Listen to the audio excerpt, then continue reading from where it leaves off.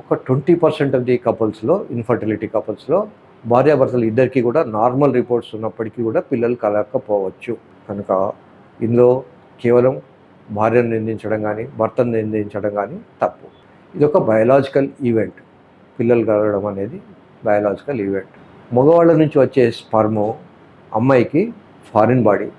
ఆ ఫారిన్ బాడీకి నేచర్ ఏమిటంటే తోసేస్తుంటుంది, లోపలికి ఎంటర్ కానియదు. ఇది చాలా సహజమైన విషయం. సంసారం చేసినప్పుడు మానంలో స్పర్మ్స్ పడతాయి. ఈ స్పర్మ్స్ పైకి వెళ్ళి అమ్మాయిలో రిలీజ్ అయ్యేటువంటి ఊసైట్ను ఈ స్పర్మ్ కలిసి ఒక ఎంబ్రియో తయారవుతుంది. అంటే 50% జీన్స్ తల్లి దగ్గర నుంచి, 50% జీన్స్ తండ్రి దగ్గర నుంచి వస్తాయి. అందుకనే పిల్లలకు కొంత ఫీచర్స్ తల్లివి, కొన్ని తండ్రివి ఉంటాయి. ఇకపోతే అసలు సంతానలేమి ఎందుకు వస్తుంది అనేది ఒక పెద్ద క్వశ్చన్. అన్ఫార్చునేట్లీ మన సొసైటీలో చాలా చేంజెస్ వచ్చాయి. ఈ చేంజెస్ ఎఫెక్ట్స్ సంతానలేమి కూడా కనబడుతున్నాయి. ఒకటేమో ఎర్లీ మ్యారేజెస్, మన దగ్గర చైల్డ్ మ్యారేజెస్, ఎర్లీ మ్యారేజెస్ తగ్గిపోయి అమ్మాయిలు కానీ అబ్బాయిలు కానీ ఉద్యోగం వచ్చిన తర్వాత, చదువంతా పూర్తయిపోయి ఉద్యోగం వచ్చి కొంత ఆర్థిక స్తోమత వచ్చిన తర్వాత కానీ పెళ్ళిళ్ళు చేసుకోవట్లేదు. దీనివల్ల ఫర్టిలిటీ ఏజ్ తగ్గిపోతుంది.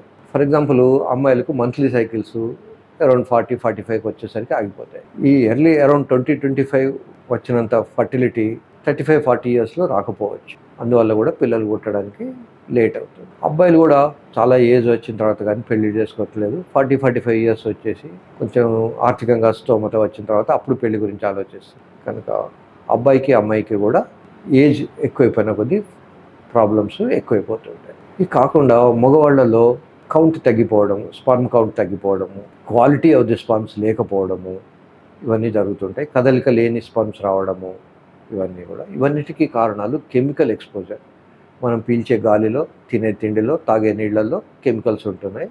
ఆ కెమికల్ ఎఫెక్ట్స్ వల్ల, ఈ పెస్టిసైడ్స్ వల్ల స్పర్మ్ కౌంట్లో డిస్టర్బెన్సెస్ వస్తున్నాయి. కొద్దిమందికి వెరికోసిల్ అనే ఒక కండిషన్ ఉంటుంది. ఈ వెరికోసిల్ కండిషన్ ఏమిటి అంటే, అబ్బాయికి ఉన్న బాల్స్లో ఒక ఎర్రటి గొట్టం ద్వారా రక్తం వస్తుంది. వచ్చిన రక్తం మళ్ళీ వెనక్కు బ్లూ గొట్టం ద్వారా వెళ్ళిపోతుంది.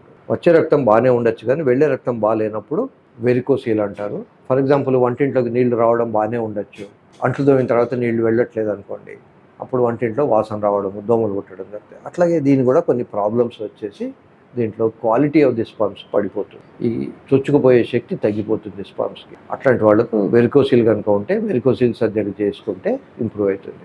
ఈవెన్ గోరువెచ్చని నీళ్ళతో స్నానం చేసినా కూడా ఈ స్పర్మ్కు కొంత డ్యామేజ్ జరుగుతుంది. కనుక అబ్బాయిలు సాధ్యమైనంత వరకు టైట్ అండర్వేర్లు వేసుకోవద్దు. సాధ్యమైనంత వరకు రూమ్ టెంపరేచర్ నీళ్ళతో స్నానాలు చేయాలి. తర్వాత రోజుకు 15-20 నిమిషాలు సమ్ ఏరోబిక్ ఎక్సర్సైజ్ లాంటివి చేయాలి.